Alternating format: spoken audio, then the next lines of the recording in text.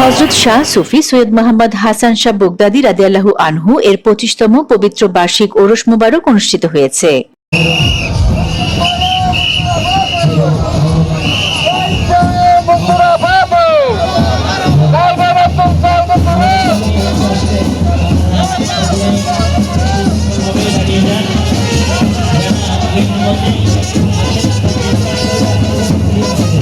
সাতাশ জুন শনিবার মুন্সিরাবাদ রহমানিয়া শাহী দরবার শরীফে অনুষ্ঠিত পবিত্র ওরস মোবারকে দেশের বিভিন্ন প্রান্ত থেকে আসা অসংখ্য আশিকে ভক্ত, মুরিদান, আলেম ওলামাগণের সমাগম ঘটে।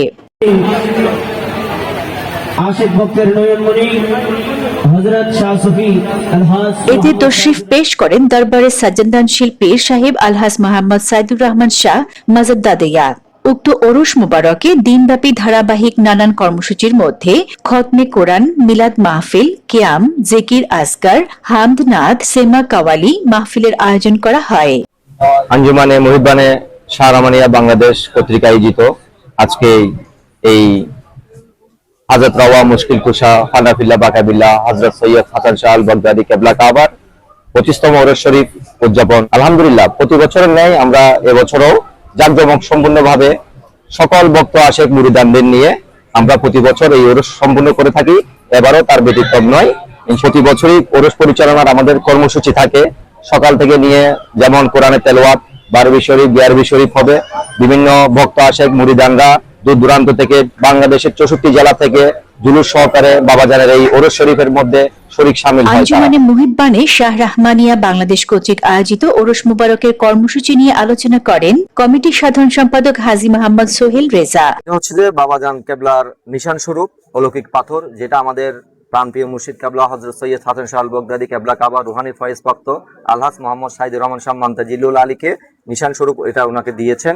যে এই পাথরের মোবারকের পানি প্রতি বছরের একবার এটা হুজরা শরীফ থেকে বের হয়ে বাইরে প্রদর্শনের জন্য সকল ভক্ত মুরিদানের জন্য উন্মুক্ত করে দেওয়া হয়। এই পাথর শরীফের পানি খেয়ে অনেকে রোগ বালাই ইনশাল্লাহ নিয়ত করে মুক্ত হয়েছেন। স্বরূপ আমরা প্রতি বছর আরেকটা নিদর্শন বের করি, সেটা হচ্ছে জায়নামাজ মুবারক। যে জায়নামাজের উপর থেকে অঝরে পানি বের হয়েছে, যারা দেখেছেন তারা বিশ্বাস করেছেন, যারা দেখেনি তাদেরকে আমরা বুঝিয়ে দিয়েছি এটা কিভাবে ঘটনাটা হয়েছে। এটাই সেই নিদর্শন যেটা থেকে জায়নামাজের পানি উঠেছিল।